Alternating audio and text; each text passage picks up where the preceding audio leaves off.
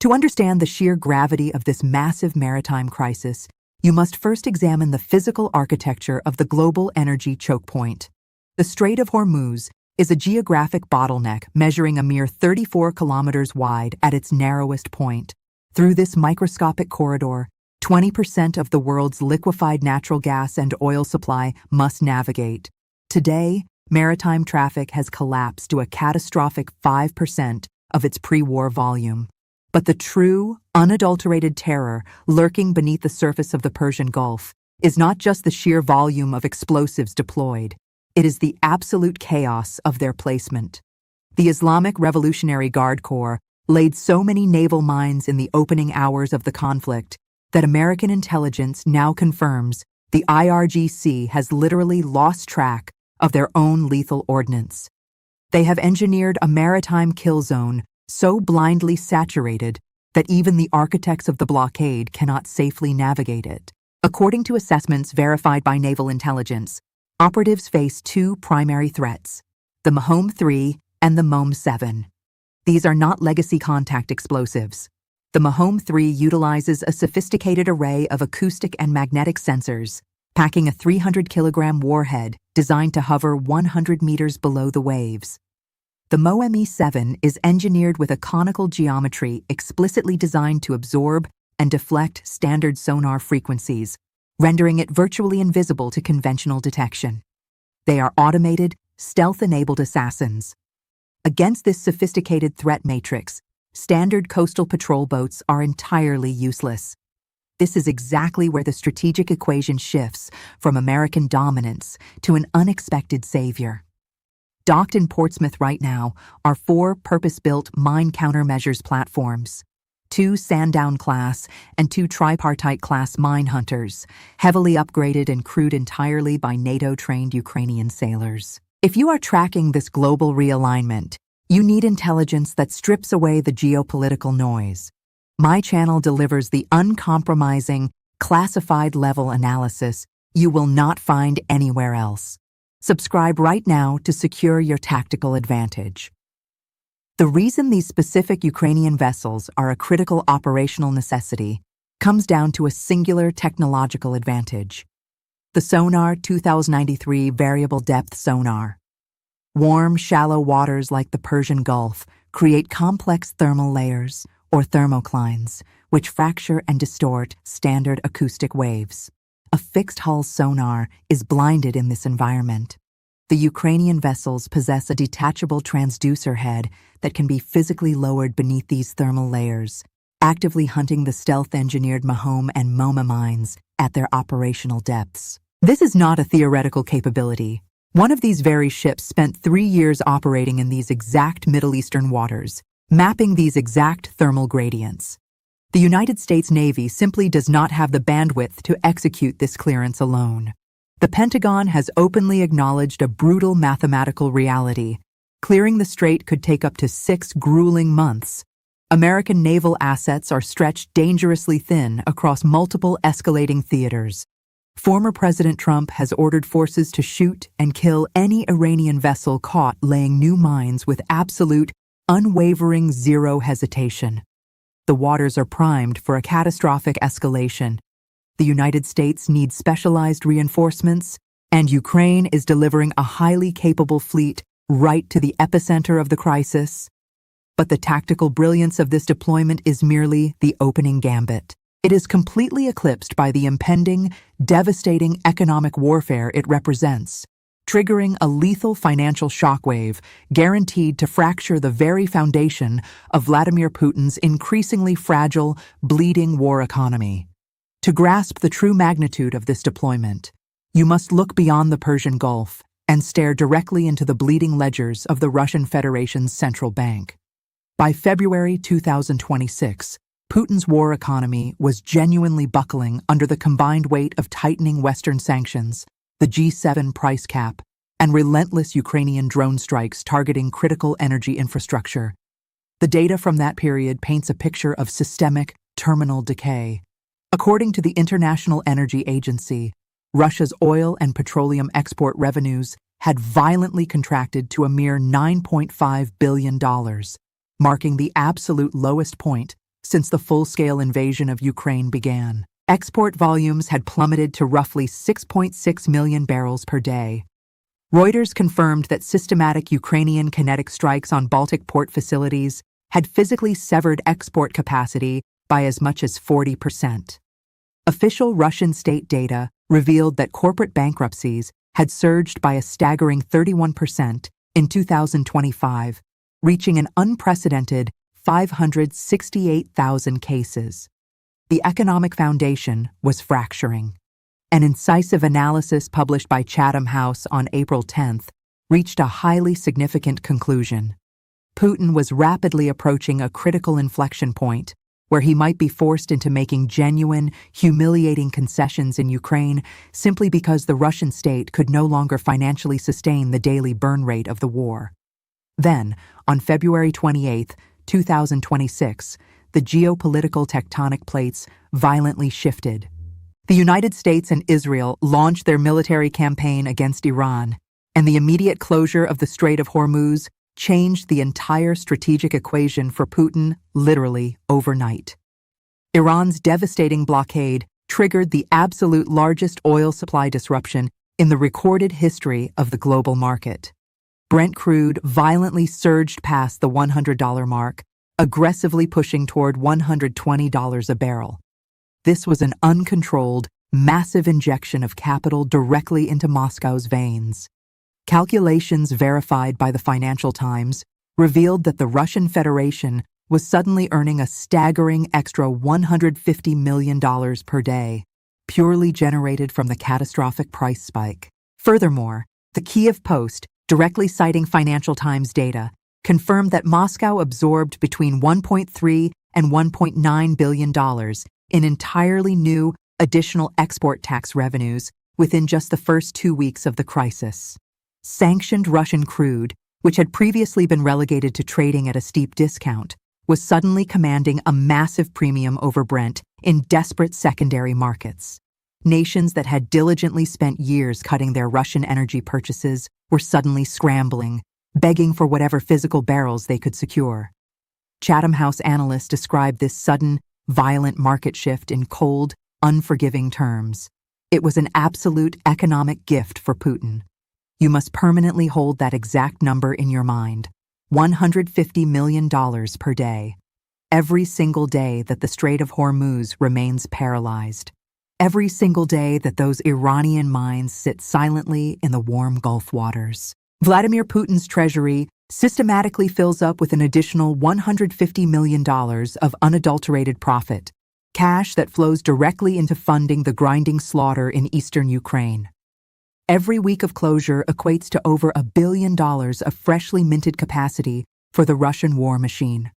This is the unvarnished, direct financial pipeline connecting the stealth mines in the Middle East to the soldiers bleeding out in the trenches of the Donbass. It is a direct liquid cash pipeline born from Iran's asymmetric mine-laying strategy, feeding Putin's capacity to outlast the West. Kyiv understands this brutally simple math flawlessly. Ukraine had been methodically winning a grinding, attritional economic battle against Russia's massive energy infrastructure, systematically dismantling it through precision drone strikes on Baltic ports and Black Sea logistical nodes. The Hormuz closure instantly vaporized months of that bloody work overnight, making Russia's heavily reduced remaining exports infinitely more profitable. By deploying their highly specialized minehunters to physically clear the Strait of Hormuz, Ukraine is executing the exact same economic decapitation strategy, but projecting it onto a global stage. When those Ukrainian variable depth sonars find their targets, when the mines are neutralized, when commercial shipping finally resumes, and global energy supply normalizes, oil prices will crash. When that happens, Russia loses its massive, unearned windfall. Chatham House intelligence explicitly suggests that a sustained price decline, driven by normalized Hormuz shipping, could aggressively push global oil toward $50 a barrel over the longer term. This would hit at precisely the moment Moscow faces tightening production constraints, compounding sanctions pressure, and critical export limitations. Chatham House categorized this specific scenario as potentially devastating for the Russian federal budget in the medium term. The mathematical calculation driving this strategic naval deployment is as brilliantly simple as it is absolutely ruinous for Moscow's long-term survival. The sheer scale of this crisis has catalyzed the formation of a genuinely new global security architecture, one engineered entirely out of absolute necessity. The coalition tasked with sanitizing the Strait of Hormuz is coalescing rapidly, and it is building its operational framework directly upon the commitment established by Ukraine. Following the critical April 22 Maritime Security Summit held at the Northwood Military Headquarters in the United Kingdom, over 36 allied nations have officially signed a joint statement condemning Iranian aggression and expressing immediate readiness to contribute specialized assets to the clearance mission. Both the United Kingdom and France released a joint declaration on April 17th, confirming their mandate to establish an international defensive mission the exact moment a sustainable ceasefire holds. Italy has aggressively entered the theater, with its Navy chief confirming the assembly of a dedicated 4-vessel package, including 2 elite minesweepers, an armed escort, and a heavy logistics ship, ensuring Rome does not operate in isolation. But the inescapable, brutal reality remains that Kiev moved first. A nation actively fighting an existential ground war against Russia stood up before the major powers and committed its naval assets. However, the political and military environment surrounding these highly trained crews is currently balancing on a razor-sharp knife edge. The situation in the Persian Gulf is not a stabilized zone. It is a heavily armed, highly volatile operational pause. The ceasefire brokered by Pakistan on April 8th remains technically in effect, yet the intelligence on the ground tells a deeply terrifying story of impending escalation.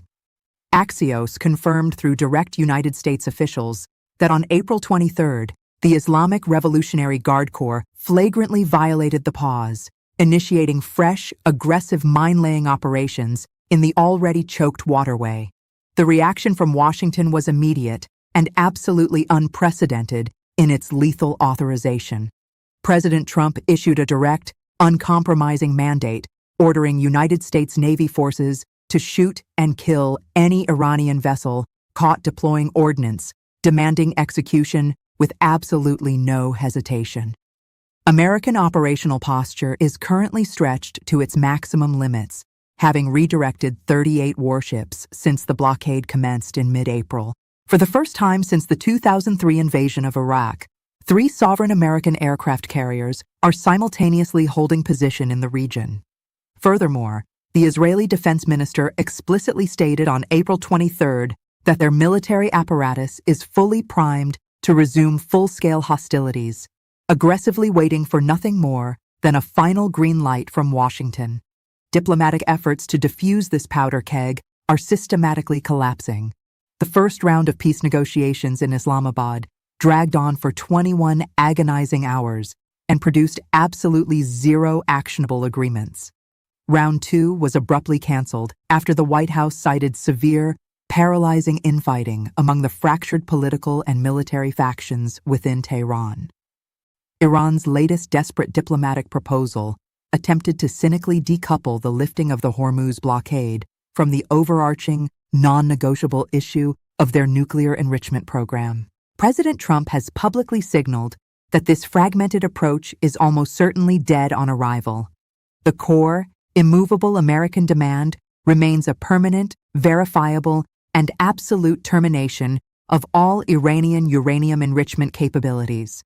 Until a dominant faction within Tehran's chaotic leadership hierarchy officially concedes to that exact mandate, the 34-kilometer choke point remains completely sealed, and the Ukrainian minehunters must remain securely docked in Portsmouth.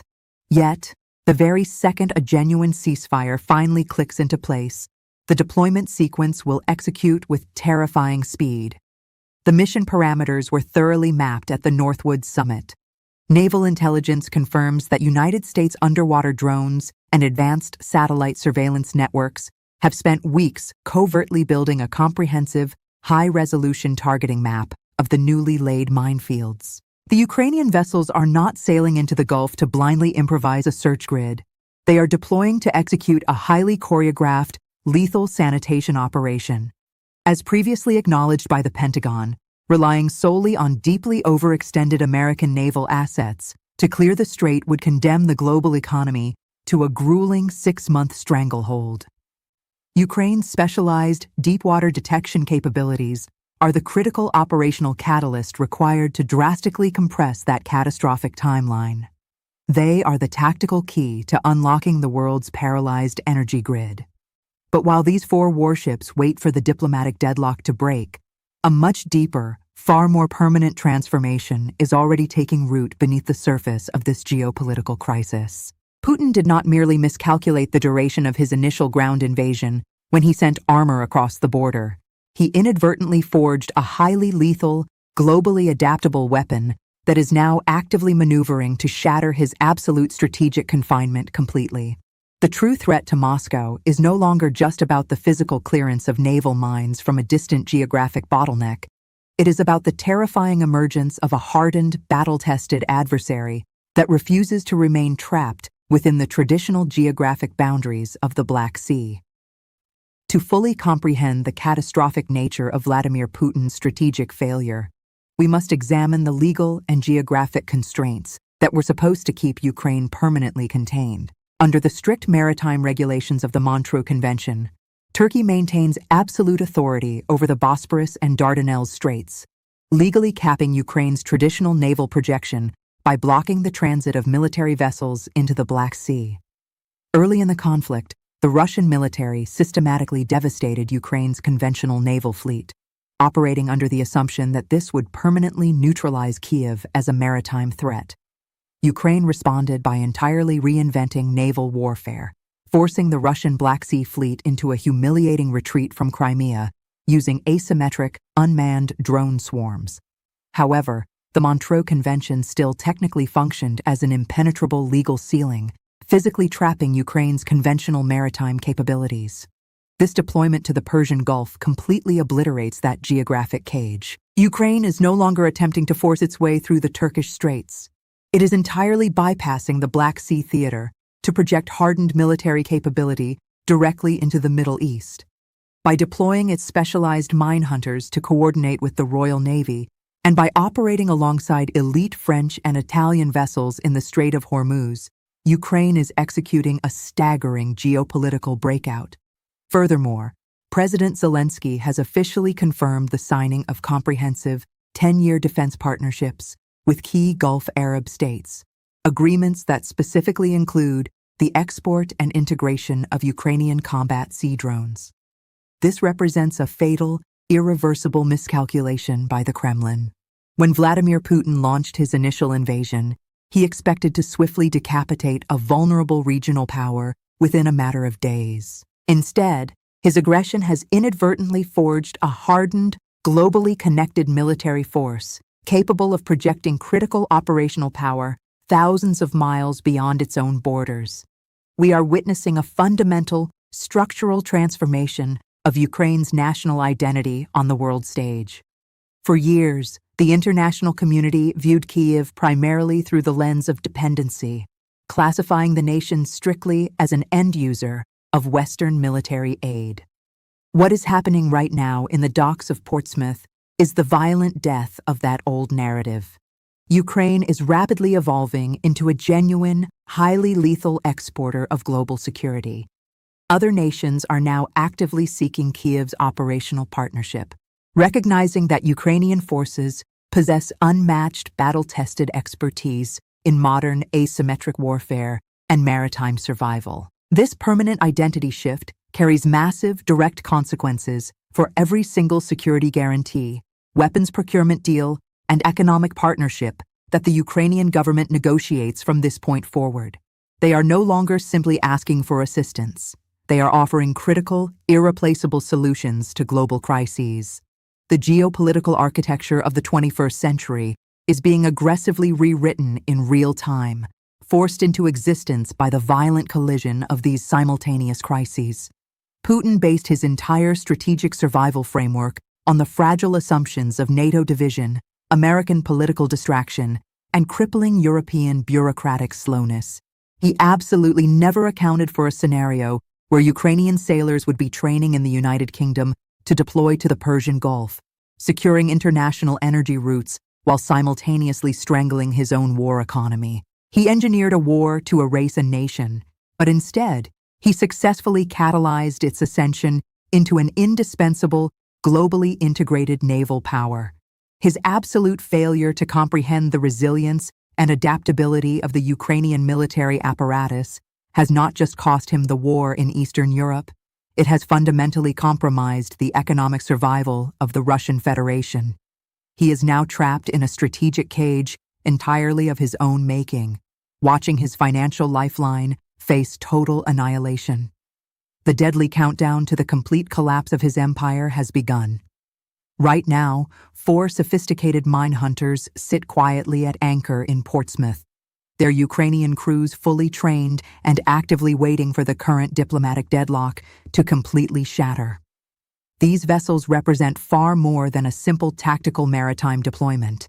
They are the physical manifestation of a lethal, impending financial shockwave engineered to obliterate the Russia-Iran strategic axis. When the execution order is finally given, and these advanced ships push south through the Suez Canal into the heavily mined waters of the Persian Gulf, they will effectively amputate the financial lifeline sustaining Moscow's war machine. The entire global security architecture has fundamentally shifted, and Vladimir Putin is now paralyzed, watching his enemies rewrite the rules of maritime power from a geographic theater he simply cannot access. The era of Ukraine operating strictly as a defensive, contained state is permanently dead. They are actively reshaping global trade, and Putin's dying empire is on the wrong side of the kill chain. If you demand uncompromising, reality-based intelligence, make sure you are subscribed. Now, I want your raw, analytical assessment in the comments below. When these highly capable Ukrainian warships finally breach the Strait of Hormuz, exactly how fast does Vladimir Putin's $150 million daily windfall collapse into absolute zero? And what desperate terminal move does Moscow make when the national treasury officially bleeds out? Drop your strategic forecast right down below.